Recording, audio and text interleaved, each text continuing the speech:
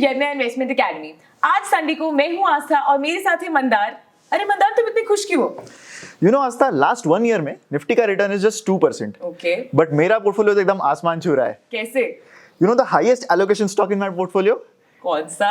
It is तुम growth investors का सबसे बड़ा दुश्मन आईटीसी। पिछले साल तक तुम ग्रोथ इन्वेस्टर्स बहुत खुशी मना रहे थे बुल रन की। आईटीसी ने लास्ट 1 ईयर में 40% रिटर्न दिया है। ओ हेलो, तुम पिछले 1 साल के रिटर्न की क्या बात कर रहे हो? पिछले 1 साल में आईटीसी ने 40% रिटर्न दिया है, इसीलिए आज हम ये डिबेट कर रहे हैं। और तुम लॉन्ग टर्म इन्वेस्टर हो ना? लॉन्ग टर्म इन्वेस्टर्स की अप्रोच होती है 10 साल की। 10 साल में आईटीसी का रिटर्न बताऊं मैं तुम्हें, सिर्फ 7%। मतलब अगर मैं पिछले 1 साल का 40% में मिलाऊं तो कैगर सिर्फ 7% का है। मतलब इंडेक्स तो छोड़ो, पीपीएफ तक इससे better return they they. Looks like someone has missed the rally. 3-4% का डिविडेंड जो ये कंपनी देता है वो तो इन रिटर्न्स में रिफ्लेक्ट ही नहीं हो रहा।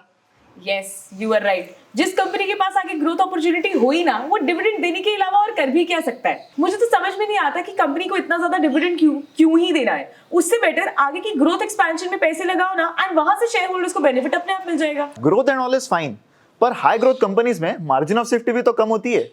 यार ग्रोथ की तो तुम बात छोड़ो, इसमें वैल्यू तक ढंग से क्रिएट नहीं हो रही, और इंक्रीमेंटल रिटर्न्स चाहिए हो तो उनका क्या? एकदम typical growth investor. Last 1 year में हमने देखा है कि तुम्हारी ग्रोथ कंपनी जब गिरते हैं तब कितना वैल्यू डिस्ट्रक्शन होता है। और लास्ट टाइम तुम मुझे बता रही थी ना स्टॉकोमीटर के बारे में। स्टॉकोमीटर का सब्सक्रिप्शन तुम्हारे पास भी तो है, उसमें देखो cash flow from operations ITC का लास्ट 1 ईयर में it is more than the market cap of some of the companies. I agree कि cash flow from operations important होता है, पर वो सब कुछ नहीं होता। एंड तुम आईटीसी के कैश फ्लो फ्रॉम ऑपरेशंस की बात कर रहे हो। इतना कैश फ्लो जनरेट करके कंपनी ने जाना कहाँ है जब उनको ये नहीं पता कि पैसे कहाँ पे लगाने? और ये जो तुम बार बार वन लास्ट ईयर की बात कर रहे हो ना, उससे थोड़ा टाइम और पहले जाओ जब ये वैल्यू इन्वेस्टर्स कुछ बोल भी नहीं पाते थे। तुम मुझे ये बताओ आस्था, तुमको प्रॉब्लम क्या है इस बिजनेस में? I mean I understand growth काफी कम है, लेकिन the valuation at which you are getting this business just 26 का पी, मेरे ख्याल में ये काफी अंडरवैल्यूड है। मंदार, आईटीसी का बिजनेस प्रॉब्लम कितने सारे हैं, मुझे समझ नहीं आ रहा कहाँ से शुरू करूं। चलो सिगरेट्स बिजनेस को ही ले लो। तुम कहते हो कि सिगरेट्स बिजनेस बहुत ज्यादा कैश फ्लो जनरेट करता है, पर अगर मैं FY18 से 22 के रेवेन्यूज देखूं, एकदम फ्लैट, मार्जिन्स एकदम फ्लैट। ये इनका मेजर चर्निंग बिजनेस है, एंड जब यही ग्रो नहीं कर रहा तो क्या करना है ऐसी कंपनी का? But you know Aastha, legal cigarettes are only 8% of the total tobacco consumption in India, जबकि global average is 90%। So you see the scope for growth here.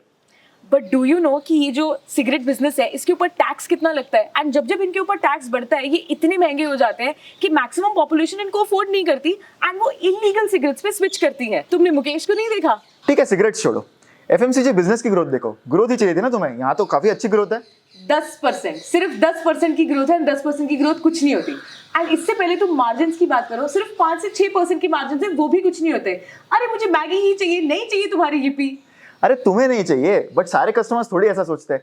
Agreed कि नेस्ले के मैगी नूडल्स का मार्केट शेयर बहुत ज्यादा है, but yippee का भी 22% का मार्केट शेयर है। मुझे समझ में नहीं आ रहा कि आईटीसी को एफएमसीजी सेगमेंट में घुसने की जरूरत ही क्या थी। एफएमसीजी में ऑलरेडी कितने सारे कॉम्पिटिटर्स हैं, मैं नाम गिनाती हूँ। Nestle, Marico, Dabur, Britannia, HUL। एक हाथ में सारे कॉम्पिटिटर्स भी नहीं आ रहे। पार्ले, मतलब उन इतने सालों से ये सब कॉम्पिटिटर्स हैं, मार्जिन्स फिर भी आईटीसी क्रैक नहीं कर पा रहा। कब तक आईटीसी आशीर्वाद आटा के ऊपर ही चलता रहेगा? आईटीसी के आशीर्वाद का आशीर्वाद तक खत्म हो रहा है। देखो ठीक है, एफएमसीजी के मार्जिन फिलहाल कम है, लेकिन बढ़ेंगे आगे, तुम देख लेना। ये सब छोड़ो मंदार, सिगरेट बिजनेस छोड़ो, इसका एफएमसीजी बिजनेस छोड़ो।